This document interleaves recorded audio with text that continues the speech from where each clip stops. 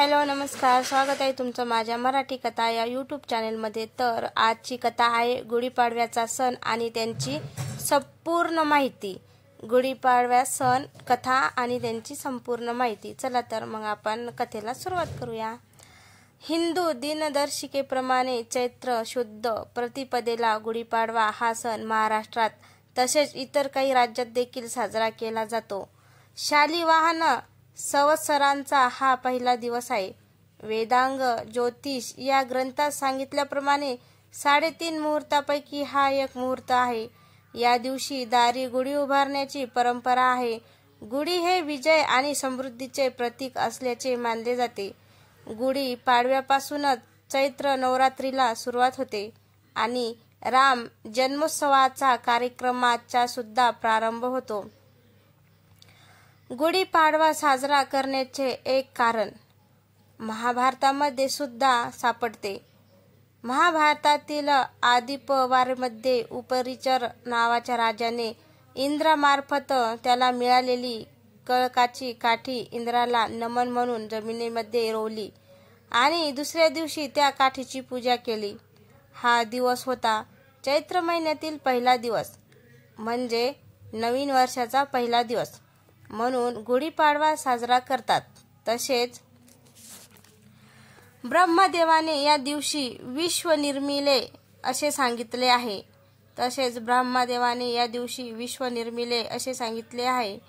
ब्रह्मदेवाने सृष्टी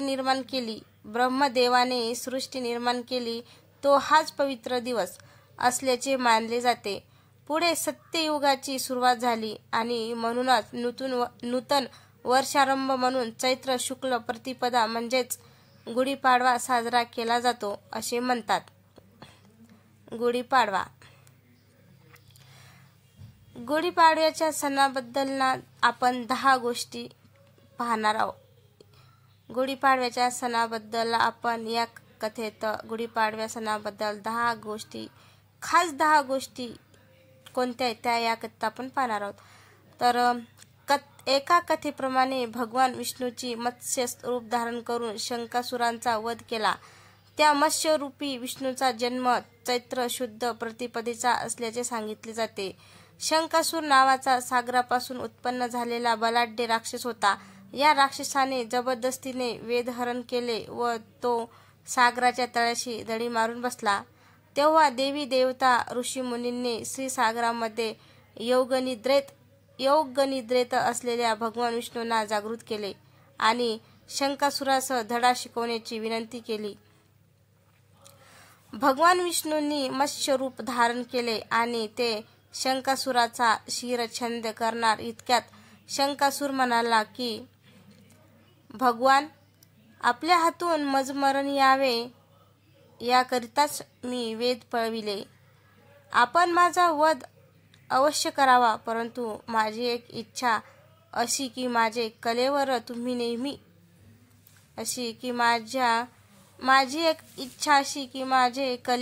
नेहमी आपल्या डाव्या हातात धारण करावे।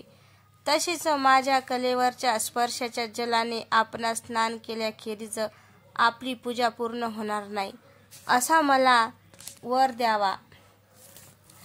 तेव्हा भगवान विष्णूंनी तथास्तु म्हटले आणि शंकासुराचा वध केला। त्या दिवसापासून विष्णूंनी हातात शंख धारण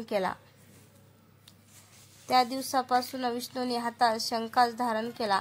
तर शालिवाहन नावाच्या कुंभाराच्या मुलाने शंखाचा पराभव करण्यासाठी 6000 मातीच्या सैनिकांचे पुतळे तयार केले व त्यात प्राण घालून त्यांच्या साहाय्याने याच दिवशी तर एका आणखी कथेप्रमाणे प्राचीन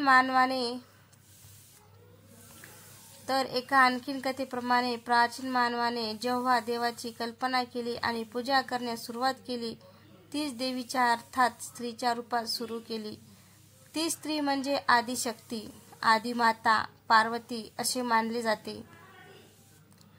पार्वती आणि शंकराचे लग्न पाडव्याच्या दिवशी ठरले होते।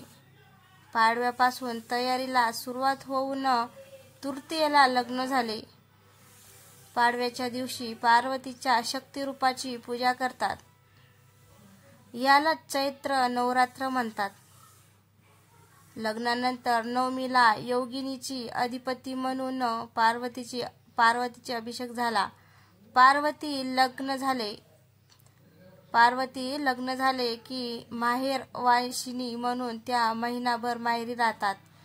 तेव्हा त्यांचे कौतुक म्हणून चैत्र गौरीचे हळदी कुंकू केले जाते. अक्षय तृतीया या दिवशी देवी सासरी जाते. श्रीराम अयोध्येला परत आले म्हणून हा सण साजरा केला जातो असेही म्हणतात. प्रभू रामचंद्रांनी 14 वर्षे वनवास भोगून लंकाधिपती रावण व राक्षसांचा पराभव करून या दिवशीच अयोध्येत प्रवेश केला होता. गुढी म्हणजे फक्त ब्रह्मध्वज नव्हे तर विजयध्वज देखील आहे. जेव्हा श्रीराम लंकेवर विजय मिळवून अयोध्येला परतले तेव्हा प्रजेने त्याचे स्वागत ध्वज उभारून मोठ्या आनंदाने केले. चैत्र शुद्ध प्रतिपदेच्या दिवशी प्रभू रामाचा 14 वर्षाचा वनवास भोगून लंकाधिपती रावण व राक्षसांचा पराभव करून या दिवशी अयोध्येत प्रवेश केला. गुढी म्हणजे फक्त ब्रह्मध्वज नव्हे तर विजयध्वज देखील आहे. जेव्हा श्रीराम लंकेवर विजय मिळवून अयोध्येला परतले तेव्हा प्रजेने त्यांचे स्वागत ध्वज उभारून मोठ्या आनंदाने केले. चैत्र शुद्ध प्रतिपदेच्याच दिवशी प्रभू रामांचा 14 वर्षांचा वनवास संपला होता म्हणून हा आनंदोत्सवाचा दिवस साजरा करतात असे सांगितले जाते.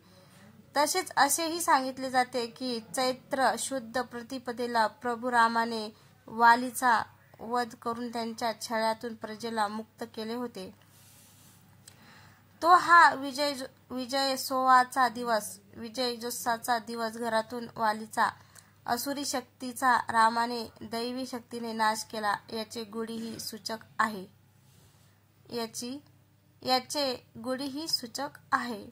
तर मित्रांनो, तुम्हाला गुढी सण कथा आणि त्यांची पूर्ण माहिती कशी वाटली? आवडल्यास लाईक कमेंट शेअर करायला विसरू नका. चॅनलवर नवीन असाल तर चॅनलला सबस्क्राईब करा.